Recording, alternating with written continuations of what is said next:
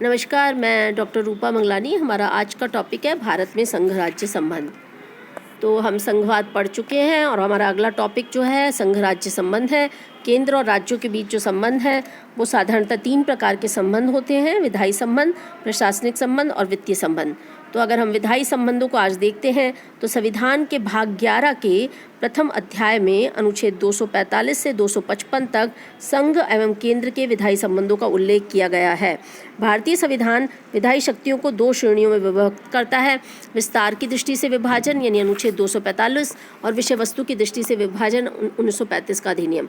तो जब हम विस्तार की दृष्टि से विभाजन देखें तो संसद भारत के संपूर्ण राज्य क्षेत्र या उसके किसी भाग के लिए कानून बना सकती है, यानी संसद पूरे देश के लिए और देश के किसी एक भाग के लिए कानून बना सकती है।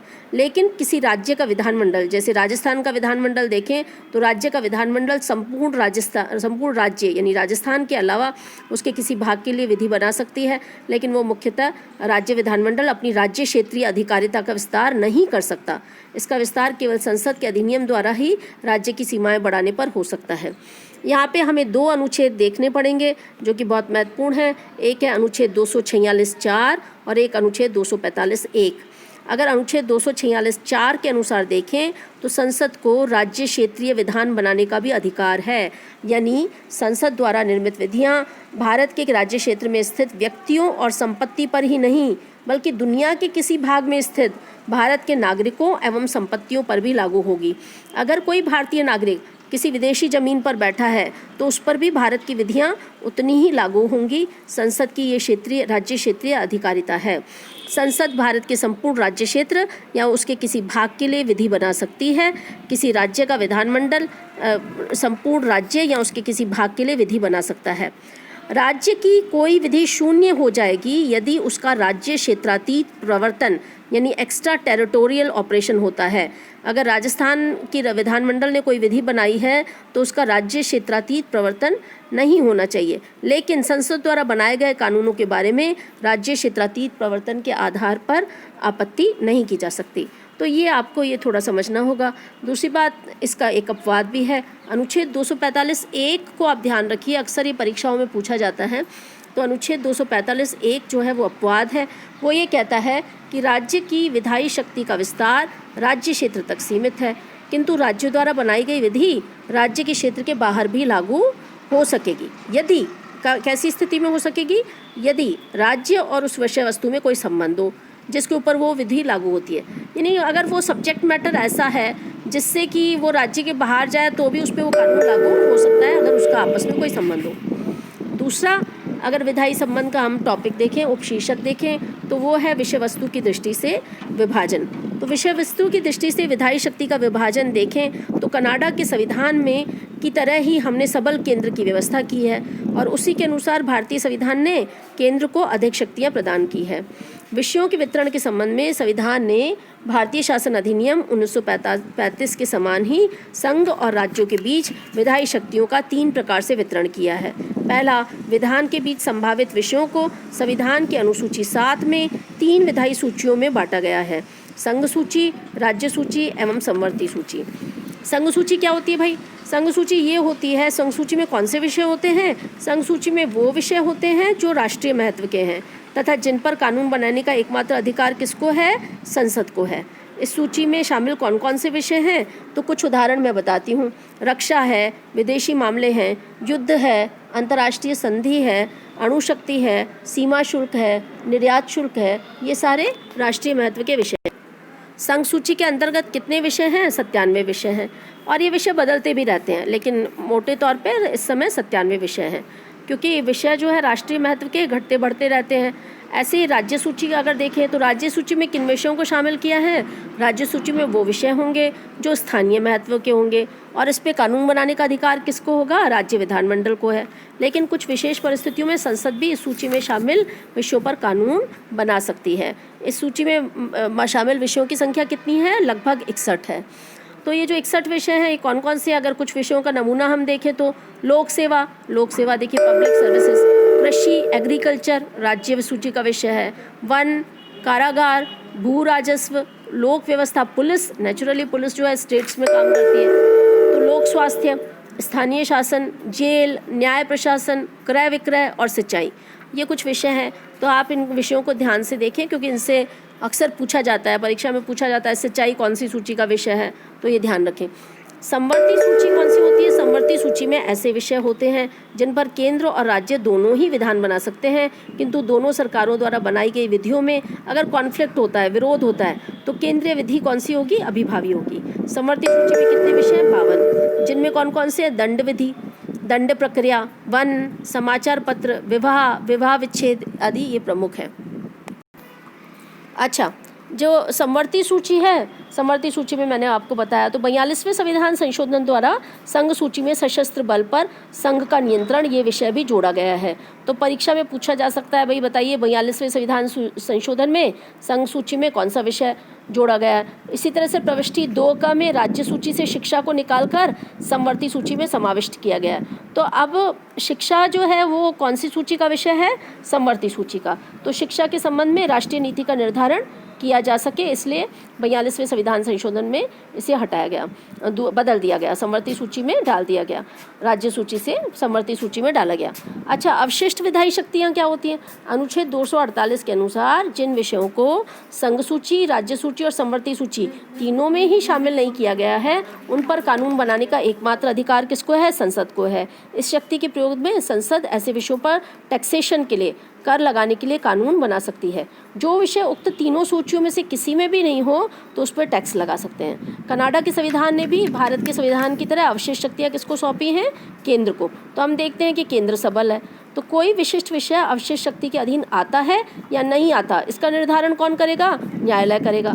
तो न्यायालय ही बताएगा कि अगर तीनों सूचियों में प्रगणित विषयों की परिधि का निर्वचन हमेशा न्यायालय ने उदारता से किया है।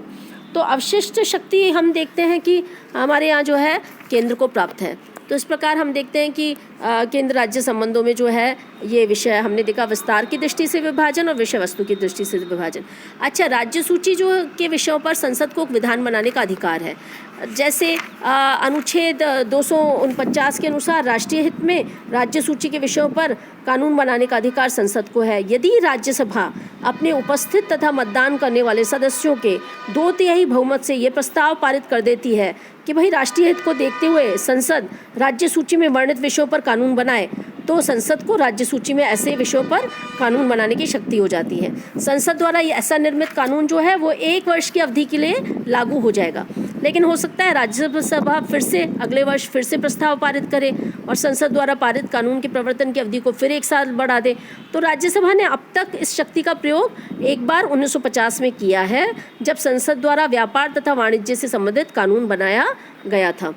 इसी तरह से राज्यों की सहमति से विधेयक बनाने की शक्ति, अनुच्छेद 252, जब 2 या 2 से अधिक राज्यों के विधानमंडल प्रस्ताव पारित करके संसद से अनुरोध करते हैं कि वो राज्य सूची में वर्णित किसी विषय पर कानून का निर्माण करे, तब राज्य सूची में वर्णित उन विषयों पर कानून बनाने का अधिकार जो है संसद को मिल जाता है। तो अनुच्छेद 252 के तहत संसद कानून बना सकती है। तो इस प्रकार हम देखते हैं कि जो है, अच्छा, 2 बार राज्य विधानमंडलों द्वारा संविधान के प्रवर्तन के बाद 2 बार राज्य विधानमंडलों ने राज्य सूची में वर्णित विषयों पर कानून बनाने का अधिकार संसद को दिया है। एक बार 1953 में और एक बार 1955 में। तो 1953 में 5 राज्यों ने संपदा शुल्क पर कानून बनाने का अधिकार जो है केंद्र को दिया। इसी तरह से 1955 में 8 राज्यों ने पुरस्कार प्रतियोगिता पर कानून बनाने का अधिकार जो है वो संसद को दिया था। तो दोनों बार 1953 और 1958 में संसद को अधिकार दिया जा चुका है। संसद द्वारा राज्यों के विधानमंडल के अनुरोध पर पारित कानून में संशोधन का अधिकार केवल संसद को है, राज्य विधानमंडल को नहीं है। भाई वो कानून बन भी गया तो उसमें संशोधन का अधिकार किसको है? क्योंकि संसद ने कानून बनाया तो संशोधन का अधिकार भी किसको होगा? संसद को होगा। इसी तरह से देखिए, राष्ट्रीय आपात के समय कानून बनाने की शक्ति किसके पास चली जाती है? संसद के पास। ये बहुत महत्वपूर्ण है। अगर राष्ट्रपति द्वारा राष्ट्रीय आपातकाल घोषित किया जाए तो ऐसी स्थिति में राज्य सूची में वर्णित विषयों पर कानून बनाने का अधिकार किसको प्राप्त हो जाता है? संसद। किंतु संसद द्वारा इस प्रकार राज्य सूची पर बनाए गए कानून आपातकाल की अवधि के समापन के 6 माह के बाद अपने आप ही अप्रवर्तनीय हो जाता है। ये आपने को ध्यान रखना होगा। इसी तरह से राष्ट्रपति शासन लागू होने की स्थिति में संसद की शक्ति में भी वृद्धि हो जाती है। अगर अनुच्छेद 356 के तहत राज्य में संवैधानिक तंत्र की विफलता के कारण राष्ट्रपति शासन लागू हो जाए तो राज्य में राष्ट्रपति शासन आरोपित कर दिया जाए, तो ऐसी स्थिति में संसद को राज्य सूची पर विधि निर्माण का या राज्य विधानमंडल द्वारा प्रयुक्त की जाने वाली शक्ति के प्रयोग का अधिकार प्राप्त हो जाता है। यदि संसद चाहे तो इस प्रकार राज्य विधानमंडल की प्राप्त शक्ति का प्रयोग का अधिकार राष्ट्रपति को दे सकती है तथा राष्ट्रपति कुछ शर्तों के साथ इसके प्रयोग का अधिकार अन्य प्राधिकारी को दे सकता है। अंतर्राष्ट्रीय करारों को प्रभावी करने के लिए भी विधान निर्माण है। अनुच्छेद 253 के तहत अगर हम देखें तो अंतर्राष्ट्रीय करारों पर जो है समझौते पर प्रभावी करने के लिए विधान निर्माण का अधिकार किसके पास है? संसद के पास है। तो इस प्रकार हम देखते हैं कि राज्य के विधायी मामलों पर केंद्रीय नियंत्रण के अन्य उपाय भी हैं, बहुत सारे अन्य उपाय भी हैं। जैसे संविधान में प्रावधान किया गया है कि कुछ विषयों से संबंधित विधेयक राष्ट्रपति की पूर्व अनुमति से ही प्रस्तुत किए जा सकते हैं। जैसे अगर कोई नए राज्यों का निर्माण और सीमा में परिवर्तन होगा, अनुच्छेद 3, तो पहले किसकी अनुमति लेनी होगी? राष्ट्रपति की। कोई विधेयक जो ऐसे करों को प्रभावित करता है जिससे 2 राज्यों के हित संबंधित हों तो ऐसे विधेयक भी किसके पास रखे जाएंगे? राष्ट्रपति के पास।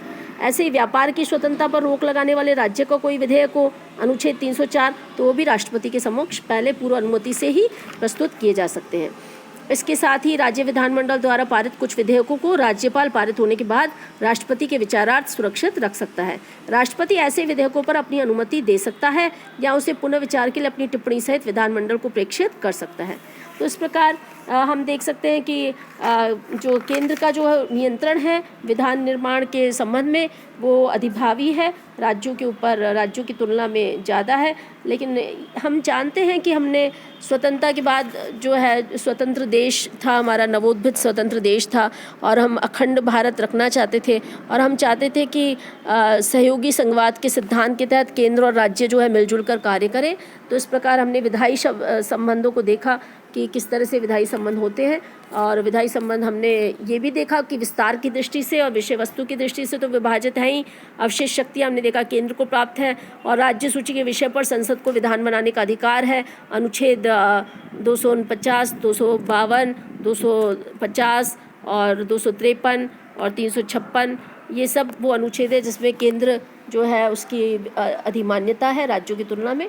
तो आप विधायी संबंधों का अध्ययन करें और कल हम प्रशासनिक संबंध पढ़ेंगे और इसको ध्यान से पढ़ें और इस टॉपिक को तैयार कर लीजिए। इस पे अक्सर परीक्षा में इसके सवाल आते हैं, कंपटीशन में भी इससे सवाल पूछे जाते हैं, इसलिए आप इस टॉपिक की अच्छे से स्टडी करके और जो है इसको तैयार कीजिए।